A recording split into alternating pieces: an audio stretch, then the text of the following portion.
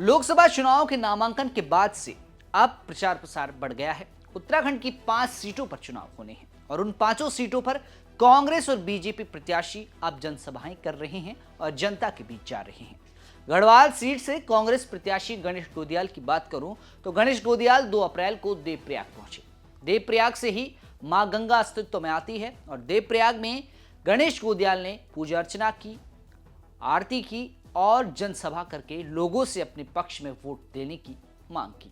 इस रिपोर्ट में आपको बताऊंगा कि किस तरह से गणेश गोदियाल के लिए बाइक रैली निकाली गई, चौरास में किस तरह का जन समर्थन उन्हें देखने को मिला और किन मुद्दों पर चुनाव लड़ने की उन्होंने बात की, इस रिपोर्ट में जानेंगे। नमस्कार, आप देख रहे हैं उत्तराखंड तक और मैं हूं आपके साथ विजय नेगी।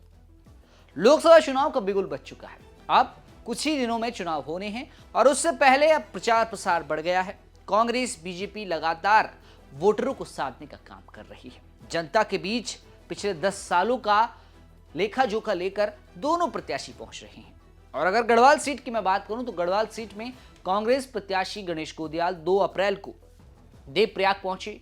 देवप्रयाग यूं तो टिहरी जिले का हिस्सा है, लेकिन देवप्रयाग लोकसभा सीट गढ़वाल सीट के अंतर्गत आती है और वहां जाकर गणेश गोदियाल ने पूजा अर्चना की, लोगों से बातचीत की, लोगों से मिले, लोगों ने उनका स्वागत किया, उन्होंने लोगों के बीच मुद्दे रखे और अपने लिए वोट की मांग की। गणेश गोदियाल पिछले कई दिनों से जनता के बीच 2-3 मुद्दों को लेकर काफी चर्चा में बने हुए हैं। सबसे पहले अंकिता भंडारी का मुद्दा उन्होंने उठाया है और साथ साथ अग्निवीर को लेकर भी वो बात कर रहे हैं। गणेश गोदियाल के लिए जन समर्थन देखने को मिल रहा है। वहीं दूसरी ओर बीजेपी प्रत्याशी अनिल बलूनी भी जनता के बीच हैं, जनता को जुटा रहे हैं और बीजेपी को इस बार फिर से जीत दिलाने की वो पूरी कोशिश में जुटे हुए हैं।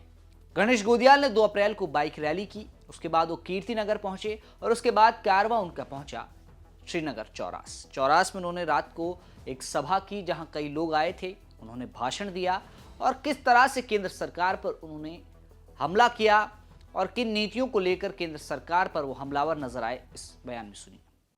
देखिए, प्रतिद्वंदी आप देख ही रहे हैं कि भारतीय जनता पार्टी ने जिनको टिकट दिया है उनके विचार ही कुछ सामने नहीं आ रहे हैं, कुछ बोल ही नहीं पा रहे हैं। जनता का उत्साह मेरे साथ जो आपको दिख रहा है वो आपके सामने है।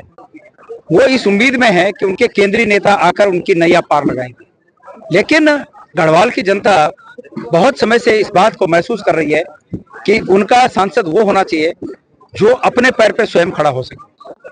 बैसाखियों के सहारे खड़े होकर दूसरे नेताओं के भरोसे अपनी नैया पार लगाने वाले की मंशा रखने वाले, मैं समझता हूं कि गढ़वाल की जनता के सांसद बनने के योग्य नहीं।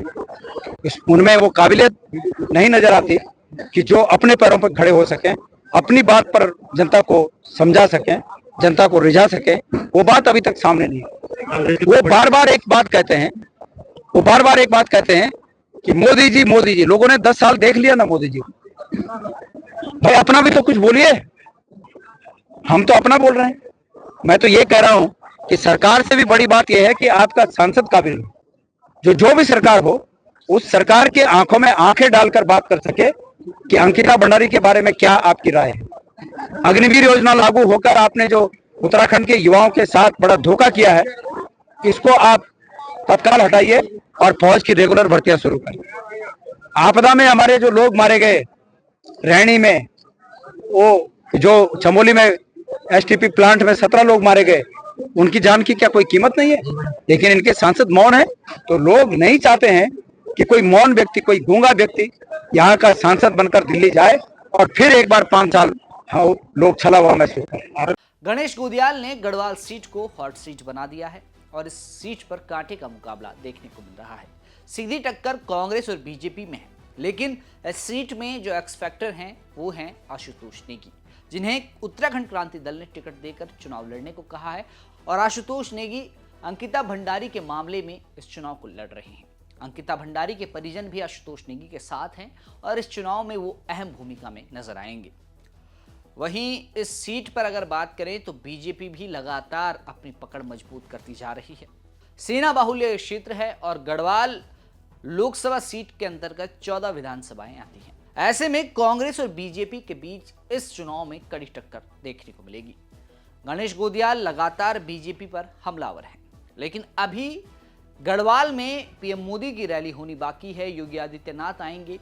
ऐसे में किस तरह से गणेश गोदियाल तब अपने आप को मजबूत करते हैं, ये देखना होगा। हालांकि अभी उन्हें जन समर्थन अच्छी खासी तादाद में मिल रहा है, लेकिन स्टार प्रचारकों में जब बात आती है तो कांग्रेस कहीं ना कहीं बीजेपी से 19 नजर आती है।